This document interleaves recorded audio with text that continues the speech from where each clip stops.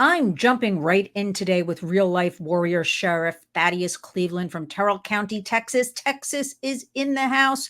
Yes, everybody applaud because I am applauding here in the middle of New York City. Our warrior. Listen, Sheriff Thaddeus says it's about God, this country, and the preservation of our freedom. He proudly served in the U.S. Air Force and growing up in Sanderson, Texas, and along the southwest border led him to a 26-year career in the U.S. Border Patrol. Now, Sheriff Thaddeus Cleveland is taking care of the community who took care of him as Terrell County Sheriff. The website is sheriffthaddeuscleveland.com. But don't worry, everybody. I will have all of the information in the body of the video so you can take your time. You can read up. You can contact him. You can share his information. And I want to just say, Sheriff Thaddeus Cleveland, welcome to the Warriors. Howdy, Lynn. Thank you for having me. It's a pleasure to be on. I'm glad you reached out. No, absolutely. But first, I want to, before we get going, and I have a million questions for you, I want to thank you for taking your time to come on our channel, share your expertise, your voice. But first, I have to say thank you, not only from me, from all of our warriors out there, for all of your service to our great country. Thank you from the bottom of our hearts. Well, thank you. And I'll tell you, I'm not perfect by any means, but I am very blessed. And, just wanting to bless others. You know what? There's no such word as perfect. There's no, it's about community, good work, being in the moment, being in the day, and moving forward. I've summed it all up for you. But no, you're doing such excellent work. And, first I want to jump in and ask you about growing up in Sanderson, Texas, and along the southwest border, because I'm a New Yorker. Completely a whole different thing, so what was that like? Well, so first of all, and as you touched on, the community raising me. So I was raised by my grandmother. My parents, pregnant at 16, had me at 17, back in the 60s, and a little bit of drugs and alcohol and whatnot. And fortunately, they're both doing good now. But at that time in their lives, I had some family members that took me out of that environment. And I was raised here by my grandmother. But so many families, every family in this community treated me like I was one of their own. I like to say I was often better off, or I was better off than most kids with two parents. Just a lot of love, and that's why I'm doing what I do now. I didn't have to retire when I did as a U.S. Border Patrol agent. I thought I'd been working for many more years, but my community had a need after our sheriff passed away. His name was Santiago Gonzalez Jr. He was also a 30-year veteran of the Border Patrol, and he passed at the age of 55 from a heart attack. And Wow. God put it before me. And I'll tell you what, I know you wanted to hear about growing up here. So let me jump back to that. No, you talk about anything you want to talk about. This is all about you. So it was time to take care of this community that took care of me. And I have had the time of my life. I really have. It's not always easy. And we don't have a crime problem here. We have a border security problem, which I'm sure we'll discuss a little bit. But growing up here, that's why I came back. I spent the last 11 years of my Border Patrol career here as the patrol agent in charge, leading the station here in Sanderson. And it's responsible for the station here is 91 miles of border with Mexico, which is the third largest. But I came back to raise my kids here because this is where I grew up. And I tell you, my kids got to grow up similar manner that I did. And, we're reaping those benefits. And again, this community, we're the 10th largest county in the state of Texas, but we only have a population of about 700. So, we really are a community that looks after one another, takes care of one another. We don't always see eye to eye like anywhere else, but when it comes down to it, and a perfect example of that is a couple months ago, we had a tornado here. And I'll tell you, and that first day after that tornado, people just came together to feed one another, to start the cleanup process, to start the healing process, and just extremely proud of this community. But that's really what is needed. Our hashtag at the Warriors is community creates change. And it's something I strive with our group every day to impart upon everybody. The big picture is so overwhelming, but if we all start it right at home or in our community together, I believe it can snowball. I'll always believe that, even though I sit in the middle of New York City, and it can spread out. It'll be infectious. And I'm going with those marching orders because I refuse to feed into anything else. But explain to us, somebody listening to this from, I don't know, New York City or New Jersey, somewhere else might say, what's a sheriff? This area, we don't have a lot of sheriffs, like in the Northeast kind of thing. Yes, what's ma'am. your job seriously, I have to kind of break it down for people. And what's your job kind of on a daily basis? So it's an elected position here in the county, and I was initially appointed again because of that need. And then Right. um, I didn't want to just be appointed; I wanted to be elected. I wanted to be the person the people wanted. And again, having grown up here, coming back here, that was what happened. Um, but the sheriff is the chief law enforcement officer for the county. You know, we're the ones that are here to protect and serve our citizens, and that's what our job is. I like to say, you know, it's not always about putting people in jail. To be honest, it's really about keeping the peace. And you know, there's a lot of things that we can resolve, especially out here in a community our size. You know, when we talk about differences and things that happen, you know, our job is to get out there and keep the peace and law and order, and to take care of people. I do like to joke around that, you know, a lot of times too, if they can't find anywhere else for something to be solved, they just call a sheriff's office, and we end up being the problem solver for everything and anything. But I couldn't do what I do without having the staff that I do. And when I say the staff are dispatchers that are here, they both dispatch on the radio, so they dispatch for us, the sheriff's office. They dispatch for our state law enforcement that are here, which are, you know, the highway patrol troopers, the game wardens, our EMS personnel, and our volunteer fire department, and sometimes U.S. Border Patrol. So It's a that lot. staff, what they do is just tremendous. And then also, you know, the deputies that work here with me. We've grown to 5. When I first started, it was me and one other. And then we're a poor county, so we can't afford to have, you know, a lot of people on the payroll. And I think I mentioned, you know, we're the 10th largest county in the state of Texas. We have 2,300 square miles that we're, you know, Wow. responsible for keeping the peace in. So we've gone up to five deputies, to include myself. The other 2 were funded by Governor Greg Abbott's Operation Lone Star because of the border security crisis, or as I like to say, the catastrophe that we've had here along our portion of the border. Don't get me started. I know it. I know Because it. I know you are boots on the ground there. I can't tell you anything. It is the one issue that I could lose my mind, and I'm not a woman that really loses my mind. However, when phrases are thrown around, I am digressing a little bit, so just jump in here. You know, I hear things like borders are. Then I live in New York City, very close around the corner from what is considered a migrant family hotel. Right. And I'm just putting a little warning out there because we're a family show, sort of. When it's reported to me that the apartment buildings across the street from this so-called family hotel, we have doormen at the doors of these buildings who work the overnight. Now, I'm not out on the streets at 2, 3, 4 in the morning here in New York. Are reporting to me that the women are coming out of this hotel, and I've heard this working with law enforcement as well, and getting in cars, having sex. I don't know if the cartels are responsible for that, their boyfriends and husbands, but it seems like in New York City, I'm the only one talking about this. And, you know, so no matter what we feel It's about the border, human rights abuses on every single level you can imagine towards our American society, towards these people. What the heck is going on? So you see how I'm losing my mind about this. no, I just you're want to finish before I let you start as our expert. And this is my opinion, I call our U.S. government partners very complicit with the U.S. And with cartels, criminal cartels, because I'm always educating about cartels in operating the biggest human trafficking operation, not yes, only in the ma'am. United States, the way I see it, and all my research tells me the world. What do you have to say about that? And everything you mentioned is exactly right. And there's probably more of that trafficking, or I shouldn't say there is. It's just, again, in New York City, how y'all are putting them in those hotels, and they come in and out one door. You know, all across America, they're staying in, whether it's apartments or housing or whatever the case may be. And I'm certain there's a lot more of that going on, and that's a shame.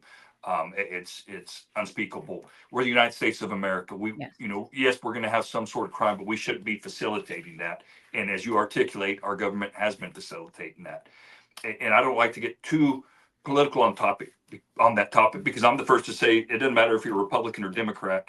They've all failed us in this issue. They certainly have. And I worked for 5 different presidential administrations as a border patrol agent. I started my career with Bill Clinton. I worked through President Bush, through President Obama, through President Trump, and then a portion of our current president. And those prior 4 administrations, both Democrat and Republican, all worked to build up the border. They added fencing, going back to Bill Clinton when we first started building border wall, border fence, but they all added infrastructure, which are roadways, lighting, technology, which are cameras, sensors. And then the most important thing, because no matter how much technology you still have to have a border patrol agent out there with a badge to make these apprehensions and arrests. So those first four administrations all furthered that. Of course, getting to the point where under President Trump, we had the most safe and secure border. We certainly did, and apprehensions proved that. Everybody else likes to talk about, what other numbers can you give us? Gotaways, the unknown, but the only solid number that we typically measure really is that apprehension rate. But what has happened this last 3.5 years, a complete dismantling of the U.S.-Mexico border. And I even like to say, I don't even refer to it the U.S.-Mexico border, because every country in the world exploits our southern border with Mexico to make their illegal entry in the United States. And that's whether the asylum seekers, those that are coming here that don't have a real claim for asylum, they don't have a credible fear, to those that they're allowing to use the CBP-1 Act. And then there's those four countries, Cuba, Venezuela, Nicaragua, and Haiti, that they've been flying that we had no idea. And then it finally came out, CVNH. That's the acronym for the countries that they're flying in. So, how many more are coming in that we just don't really have that number on? And like you said, Americans are suffering, certainly here at the border where they initially enter and make their first cross, but they don't stay in my community. They're going to your community, as you articulated, and across the United States, and not just the sanctuary cities. They're going to every state, and they're going to those areas where, they're building new homes. They're working in hotels. They're cooking our food. They're picking our fruits and vegetables, slaughtering our beef, poultry, and pork. I mean, they get integrated in a lot of those lower paying jobs, to be honest with you.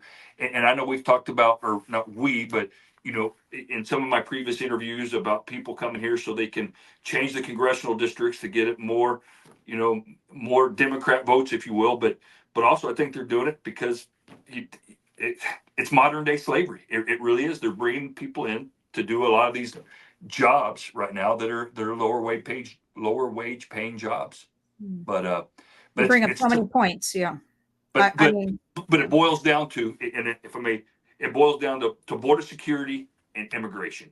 Meaning, Border Patrol, we used to be immigration agents. We used to be part of the Department of Justice, the Immigration and Naturalization Service. That was our mission. But after 9/11, we were taken out of that mission, and our new mission was Homeland Security. It was keeping bad people and bad things from entering illegally along the border. And again, what we're seeing right now is just unlike we've ever seen before, but this government's facilitating it, this current administration. And if we wanted to have immigration, we certainly could. Our laws certainly suffice right now. Could they be? Yeah, they could be tweaked. They haven't been tweaked in about 70 years, a serious tweaking, but that's not what's causing this problem right now. We'll hear the political rhetoric that the system's broken. The system isn't broken. Washington, D.C. is what's broken. You said it, not me. Now, what I want to say is I'm glad you brought that up, because we always point out at the Warriors, this is an issue of it's bipartisan. Border the talk, and we're based on facts and truths and just information. So that's where we come from. I know you come from that point as well. But human rights abuses. We work also with a lot of immigration attorneys across the United States, and people are very upset. They've spent 7, 8, 9 years to become a legal citizen of America, and they're watching all this, and they're just horrified, as are these immigration attorneys. Just not right. Now, let me ask you something. I was here on 9/11 in the middle of New York City. That is where my light bulb went off and things started in my mind changing. Now, put aside, my children were much younger in those days, they're grown adults now, but so I was busy with them, not really paying attention to issues around the country or things like that. But then being here on 9/11 is when I started waking up and researching. And I have to say, I feel such a national security threat. Sure. That this is just the way I think since 9/11 of everything going on. Would you lay out for us the landscape? Because we know, I call it an invasion. That's what I'm calling it, with the open borders. We're dealing a lot with this trendy Aragua. These Venezuelan here in New York have partnered with our MS-13. I can back this all up with with studies and stats. And they've infiltrated our middle and high schools, getting kids to sex traffic their peers. They've paid American kids to do this, and we know money talks, right? And also to deal their illicit fentanyl, opioids, drugs. And I'm feeling such a national security threat on every level. What do you want to share with us about all of this? Man, and you didn't even touch on the terrorists. Of course, we do know gang I'm members. leaving that up for you. The terrorists, as you articulated, the gang members. Then we have those political types that are coming into who knows what, the political unrest, capitalizing on that. And then we certainly have spies coming in. You look at what's happening from China, and I don't use all those examples as to be fearful. It's just the absolute truth. When we've had 40,000 Chinese come in, back in April is when we surpassed all of last year's total, and even the last. Man, I have to look at those stats. Like the last 2 years, we surpassed like the last 6 years total for Chinese that have entered this country. And I don't believe that they're coming in specifically for something that happened like 9/11. I think more so when you start talking, look at our infrastructure. Look what just happened, with the outage of, and I forget the cloud, whatever it was called. Yeah, what oh my goodness, CrowdStrike. CrowdStrike. I still don't know what happened with that. But that's the perfect example. I mean, our infrastructure is so dependent on technology, our financial systems, everything is so dependent on it. I really foresee that's where that will come into play. But you go back to the Venezuelans, the Tren de Agua, look at the more than the handful of murders we've had just this year in the past few months. Same goes with El Salvador with the MS-13. And those are just what's happened here in the recent. We could go back and I'm sure do some Google searches on the past few years and get a more of a solid number, if you will. And then I was a Border Patrol agent catching people from these countries that would review criminal records checks. And when I say review, most of the time there are criminal histories. If they've been here before, they've been deported and they've re-entered, because most of those countries don't have databases like we do. The vast majority don't, where they actually have a criminal history that we can use our databases to ping off of to see who they actually are. We're taking their word for it that there's someone coming to this country from whatever country they're telling us. So, when Secretary Mayorkas talks about vetting, the only thing we're vetting them off of is our own systems. Yes, we have worked with Department of Defense whenever they were over, in the Middle East and captured some information on terrorists, and that's how we certainly identify some that have come into this country. But when I say it's a scary thing, again, that's not just an expression, or it's not meant to get people, up at arms. It's the truth. I mean, we have allowed so many people to come into this country. What I deal with here in my county is people. The vast majority are from Mexico. The vast majority are men. We will get a few women. We will have at times a few. You don't hear the term accompanied juvenile. Typically, it's the unaccompanied, but right. Ours are typically coming with the father and uncle. But they're actually coming to what the historical U.S.-Mexico border is. People coming across to work. But we're not seeing that anymore. Meaning, that's not what the large numbers are. Now they're the asylum seekers. And people talk about, well, the gotaways, being afraid of the gotaways. I'm not as afraid as the gotaways out this way. Yeah, there's going to be some that are criminals that we just didn't catch, but I'm more afraid of the ones that this government's just allowing in that we have no idea who they are or where they're from. I hope I hit the mark there, because I could just talk and talk and talk. No, you're hitting the mark. I could talk and talk and talk too. Because when I started talking a couple of years ago, with Tom Homan about different things, and Jason Jones, and even Sarah Carter from Fox, and Mark Morgan, and people like that, I would try to educate in New York City. And this is a couple of years ago. They're coming to your town and city too, right? Because everybody was hearing sanctuary cities. They're coming there. No, they'll come here for a while, but they're going to other places for the most part, right? That's what they're seeing. No, you're exactly right. And if I could just add to that. So yes. since I've been sheriff, and I like to say, I work about 100 times harder, and I don't say that in a manner to brag. It's just when there's two of us, and fortunately now there's five of us, we're all hands on deck most of the time. But I've caught more illegal aliens this past 2 years than I did the last 11 years. I do it all for about a quarter of the pay, but I would do it for free. But sometimes, it's just, it has been overwhelming, man. We saw so much activity.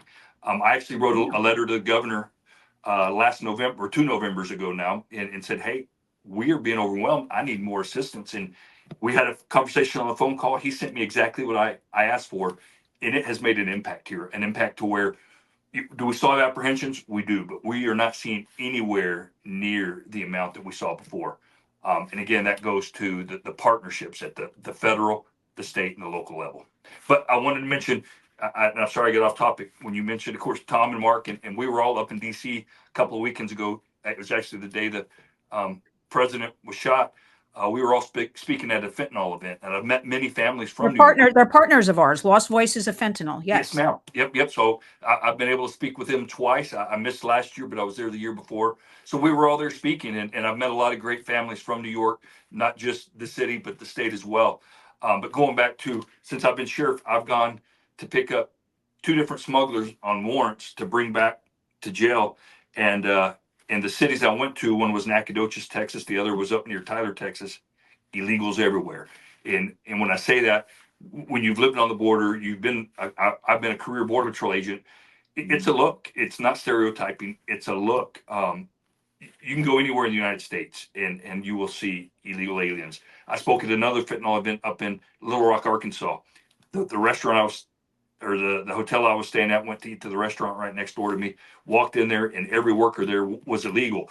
And I'm the type, I engage them in conversation. I'm not there I don't have the authority to arrest them there, obviously. And when I find out that, they're illegal, I engage them in conversation. Where'd you cross from? Where are you from? Because I have a genuine interest in that. And it's just, they're everywhere. Everywhere. They're everywhere. And in New York City, which has always been a city where you have deliveries, food deliveries and things like that. I am telling you, about a year ago, these streets are full of electric scooters, electric bicycles, mopeds, motorcycles, driving in every single different direction. Very dangerous. Delivering, hanging out in front of restaurants. And I mean like 50 and 75, like together, hanging out in front of 2 restaurants. So I'm seeing all over the streets wherever I walk, downtown, uptown, crosstown, like a real infiltration, especially in this, I want to say, last year. It takes a while to really show up, in my opinion. It's completely frightening. But I do want to say, in my opinion, I think your governor has done a tremendous job. I feel like he's president of Texas and had to, I'm not a Texan, but I'm just saying to you, like, wow, he had to do, everything himself. It appears when I do my research and I'm posting things and finding 200 kids here and this and that and the fentanyl bus, he has done a tremendous job. So we have to salute him for that. And he could use more assistance, but I'll leave that for you to talk about.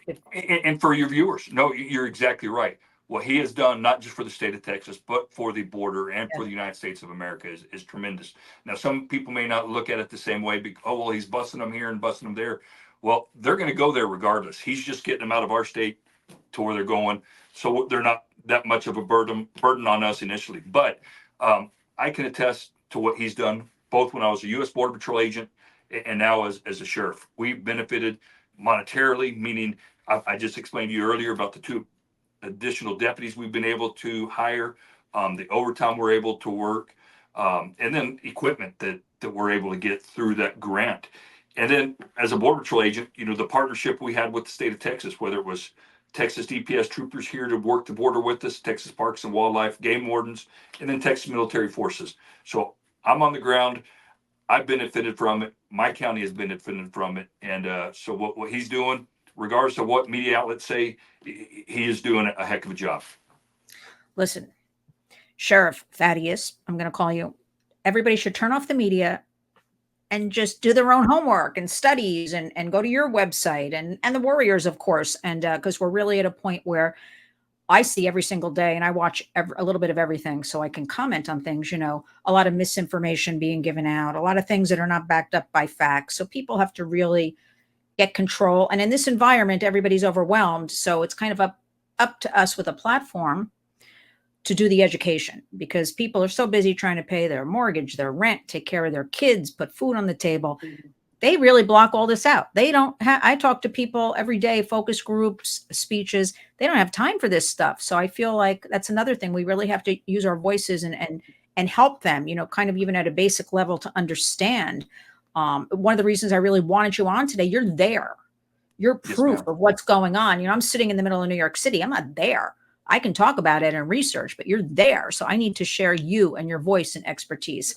Can you comment at all about children? Because we do a lot of work about children. I will point out Democrats and Republicans alike, you touched upon it a little bit earlier, they both like cheap labor. We know in the United States, 14 states, and I know nobody talks about this, in the last about 16 months have changed their labor laws for children. They're lowering ages, places where kids can work. I know the Biden administration, I'll just put this out there, a year ago, April put out 85,000 were missing, they couldn't account for, something like that. We'll leave that aside. But the Warriors, we do work with sex trafficking, exploitation, okay? Nobody's talking about unaccompanied kids at all. I'm very concerned. What do you want to share about any of this? If you do, whatever you want to talk about with this issue, because I'm worried sick about all of this. Well, and here's some more facts for you. I think we've surpassed 90,000 for this fiscal year unaccompanied juvenile apprehensions. The previous 2 years were over 100,000. And again, one of those numbers, and again, those are the facts, the numbers of apprehensions. You compile the last 3.5 year numbers of unaccompanied children apprehensions, blew out the previous 4 administrations total. Again, just like the border that are out of hands, the adults we're catching. It's the same thing with these unaccompanied children. And then Southwest Keys is one of the horrible. One of the organizations that once Border Patrol agents, if we catch an unaccompanied child, we have to separate them from adults. We can't keep them in confined with adults. And to be honest, and I've said this in some, to be honest, they'd be better off still in Border Patrol's hands. Yes. We've heard the rhetoric in the past, kids in cages, couldn't be further from the truth. Border Patrol aren't meant to be, we're not detention centers. We make that initial apprehension, but the rest of the process has been so clogged through the past several years that we end up holding people longer than we're supposed to. We're only supposed to hold them by law for a certain amount of hours before we have to get rid of them. But because the process is so clogged, and we're having to hold people longer in our temporary detention facilities. That's where the kids from cages come from. There's, regardless of what the optics look like, very well taken care of.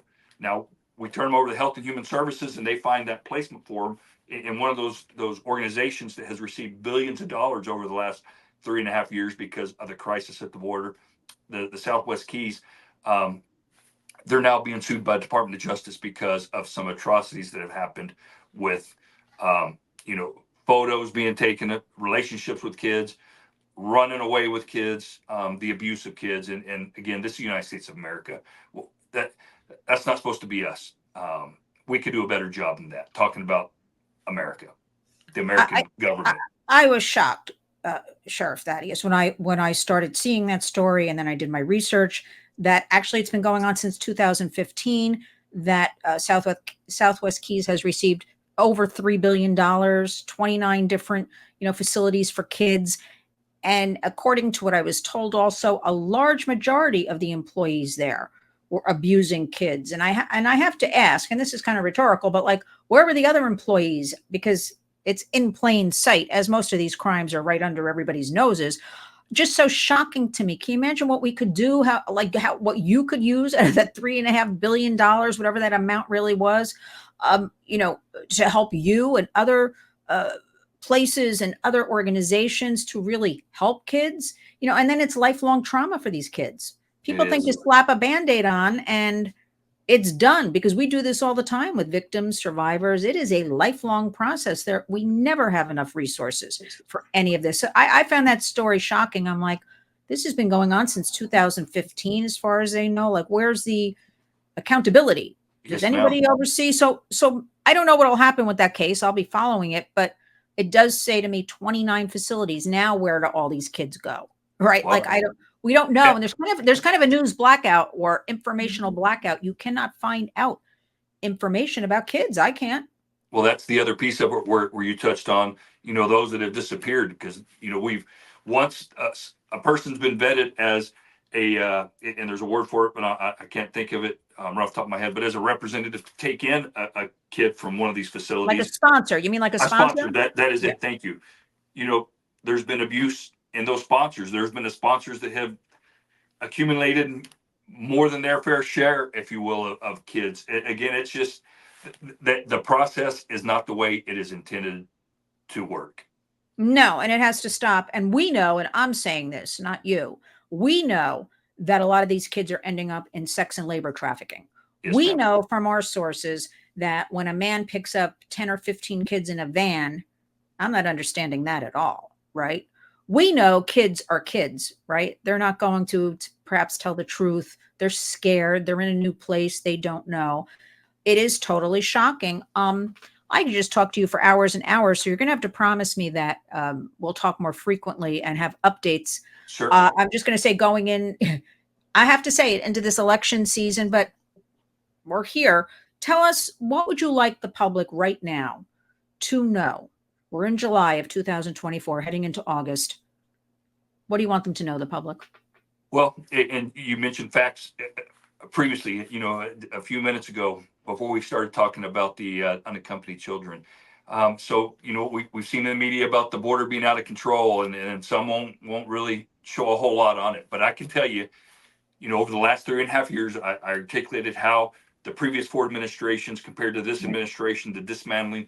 Well, here in my county, the numbers I'm going to give you are compared to fiscal year 2020, and not because it was Trump's last year in office. It was just that last year where we had 400,000 apprehensions. And for us, historically, talking about Terrell County, we're the busiest county. We're the busiest Border Patrol station from Del Rio, Texas to El Paso, Texas. It's about a 600-mile swath of border. And there's not a lot of infrastructure south of us. And, historically, we've always said that at some time we're going to be overran. And what this last 3.5 years is shown that they don't need a lot of infrastructure to cross out where we live, even though we are the roughest, toughest portion of the border. But I just want to tell you the highest watermark we've had was fiscal year 2023. We had a 417% increase in illegal alien apprehensions in my county alone with the U.S. Border Patrol. That wasn't us. It was all of us together. But documented apprehensions by the U.S. Border Patrol, 417% increase from fiscal year 2020. The year before that was 289% increase, talking about fiscal year 2021. But again, it's true. Those are the numbers. The numbers back it up. We've had more apprehensions each fiscal year under this administration, more gotaways than we'd ever had before. That's concerning. And the only way you're going to change that is by getting a new administration in the White House, a new administration, a conservative administration, because I do not foresee, our borders are now looking like she'll be the nominee for the Democrat Party. And again, she has been the border czar. I think maybe one trip to the border, one trip down to South America or Central America, I should say. And that was it. And not that you have to be down there every month, but there has been no leadership along our border. And it starts with the President of the United States letting the rest of the world know that our borders are not open. And we just haven't had that. Well, I'm going to, and again, because I consider all these issues really bipartisan, but I'm going to be driving home border czar because, our work with the warriors with children and knowing about all this sex trafficking, labor trafficking of these kids is unacceptable. If you want to even just, no matter what people think of the border, like this is unacceptable. And it's also unacceptable that our American children, I know in New York City, teachers would report to me, a bunch of kids would just show up in the back of their classroom. They didn't have desks. They didn't have translators. The kids would play on the playground because that's what kids do, right? But like no services for them. Right. So we're Right. supposed to be this great sanctuary city and we're not even providing. Now, again, I'm digressing on you, Sheriff, but I just want you to hear this. I have seen women crying in the streets, holding babies. I have spoken to women who say they actually thought they're going to come here and work and make money. I'd probably come here too if I had kids was making $5 a week and thought I could get free school, free, I'd probably come here, right? Most people probably would, right? 100%. 100%. And so when these women report, like they really thought they were going to come here and work and make money, and it's so in disarray here. It's not, this is not, I don't know what the media and everybody's putting out, basically nothing these days. These people are here now and not even being taken care of. Okay. And most people are trying, store owners, I know, they've said they've been, men will come in every single like few minutes. Do you have a job for me? Do you have a job? You know, it could be like a smoke shop, or it could be like a deli or something like that, looking to work. Right. So it goes to my point. They're not staying here. They're going to find a way to go out to New Jersey or Connecticut or Pennsylvania, where there's a lot of land, and Yes. come to other communities.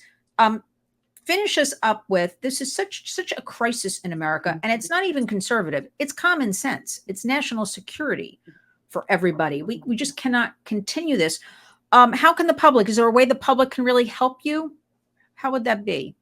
You know, well, first and foremost, you know, out here along the border, a lot of times we get the faith-based organizations, or maybe they kind of transitioned a lot to non-governmental organizations, I guess is probably the more, what they call the NGOs. NGOs, they're called NGOs. And then we get it used to be faith-based organizations, you know, 20 years ago when I was in Douglas, Arizona, a whole nother story. And then we'd have the vigilantes, you know, and then Border Patrol, we were in the middle trying to balance the two as they tried to pit us against one another.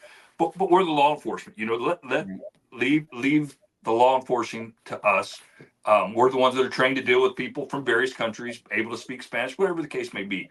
And we've even dabbled a little bit of that over here whenever I came out to Texas. But the difference between Texas to Arizona is Texas is, you know, 99% privately owned versus Arizona that's vastly federal lands. But no, you know, be vigilant, eyes and ears. I almost hate to repeat Janet Napolitano's, you see something, say something. But that is really it. You know, be an observer. If you see something, as you mentioned, if it's a female or you see a young child out there that doesn't look like things are right, chances are something's probably not right. Call the authorities and let them come out to take a look. Fortunately, you know, here in Texas, whenever we're called, the local authorities, you know, you're going to get a response and something's going to be pursued. I'm not so sure that happens in some of the other states and some of those other blue cities, if you will. Although I did hear that there are more and more that are starting to push their governments to work more with ICE, which is good. And I often talk to 287G because when they talk about President Trump coming in a new administration and a mass deportation, the way that's really going to be effective is state and local law enforcement utilizing 287G authority, which it comes from the Immigration and Nationality Act. It's a delegated authority that lets us hold criminal aliens in our jails until the proper authority, which would be Border Patrol or ICE, ERO, enforcement removal, can take custody of them to remove them from the country. But to get back to the sole base of your question is be vigilant, eyes and ears, and you see something, say something, call law enforcement. Yeah, I mean, it's a new, we educate, it's just a new country, 2024. We all have to participate in one way or the other. We all have to be the eyes and ears. See something, say something. I say that all the time to people. That's what you can do. And my fear is, you know, so it's overwhelming, dark and ugly. So what do? They close the door. They don't pay attention. I don't think we can afford at all anymore to close any doors. I just remembered, I'm my good friend Derek Maltz. You must know him. I do. I know him well. Yes, ma'am. Oh, I love him. I adore him. So passionate. You know, we work together on the fentanyl. Yes. That's where I learned a lot of my education. A good man, as are you. Well, we are going to speak again soon because now that we've established our new relationship, and I love that you took the time and you've joined us today. I will have everything in the body of the video, SheriffThaddeusCleveland.com, the website. You're also on Facebook and YouTube. And just promise me you will stay safe. You'll be well. You'll report in. You are welcome back on the Warriors at any time. Awesome. You know what? I want to say God bless you. Thank you. Thank you. As a New Yorker, as an American, the work you are doing is without peer. And I just want to say you are a true warrior. Thank you. Lynn, thank you for that. God bless you. And if you need anything at all, please reach out. Thank you. We'll talk again soon. All righty.